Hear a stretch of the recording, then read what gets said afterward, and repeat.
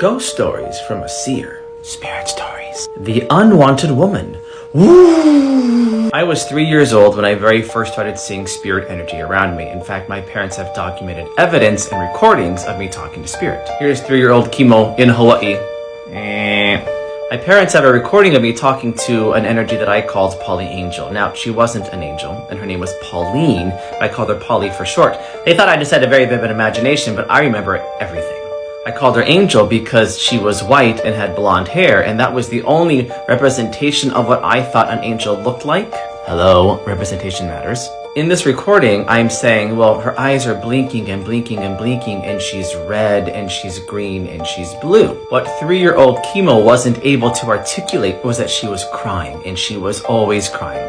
She was red because she was bloody, and she was green and blue because she was bruised. And I knew even at 3 years old that she had been battered, and I could also see the way that she passed. Pauline had been in a terrible car accident, and it was a car accident that she actually created. I remember looking at her because she would come really close to my face and she'd be crying and crying and she'd move around me.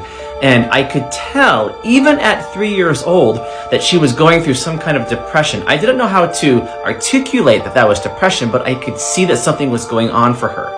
And then Pauline showed me something that I locked away for many, many years. It was only as I got older that I was able to look back and say, what was that information that I locked away in terms of what Pauline was showing me?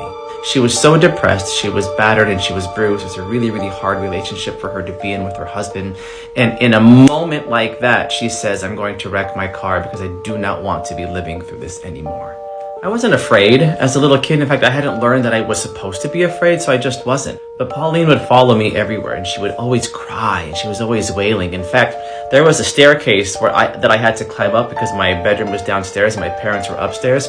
And I would always crawl up those stairs late at night because I was so restless, I couldn't sleep. And she would always be waiting for me at the top of the stairs. Do you want to hear how Pauline finally left? Stay tuned for part 2. The Unwanted Woman, part 2. So 3-year-old Kimo is talking to this woman that I called Polly Angel. Once again, she was not an angel. Her name was Pauline, but I just called her Polly for short. My parents have a recording of me talking to her over and over and over again, and my parents are actually holding an interview between me and Pauline, not knowing that they're sitting with a child that is in mediumship. I knew that she was bloody because she was in a car accident, and I knew that she was red and green because she had a lot of bruises going on around her prior to the car accident, and she was always frantic, always trying to show me that she just wasn't getting what she wanted out of life. She was the very first suicide that I ever saw. Polly Angel was around for a little while, and then one morning I saw a new energy walk into the space. This other spirit that walked in was also female. I knew immediately that she was connected to my mother's line because she looked very similar to my mom, but I could also see that she traveled above my mother's lineage line. Again, at 3 years old, I did not know how to make any sense of that. As an older intuitive, I'm able to look back and count how many lines she was up above my mother. Again, I see these lines above people's bodies that connects to a lineage mark. She is my great-great-great-grandmother on my mother's side. I called her Kilox. I didn't know how to pronounce her name correctly. She's Korean, but that's what I called her. Kilox was around me whenever I was feeling low. Like if I were to scrape my knee or if I was really upset with my brother, Kilox was very, very close, and I was always comforted.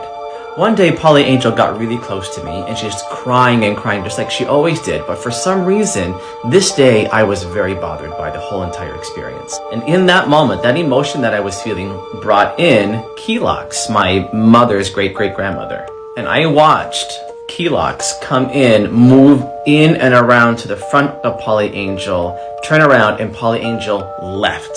But not only did she leave, I described it in an interview with my parents. I described it as Polly Angel being sucked into a little wormhole, and it looked like tinfoil. That's all I could think about as a 3-year-old kid, is that it looked like she shot through a hole, and it looked like tinfoil because it was sparking, and she was gone, and she never came back.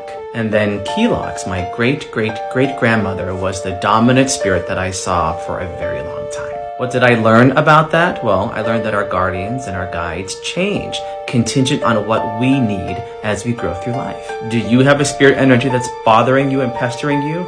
Ask for assistance from the other side.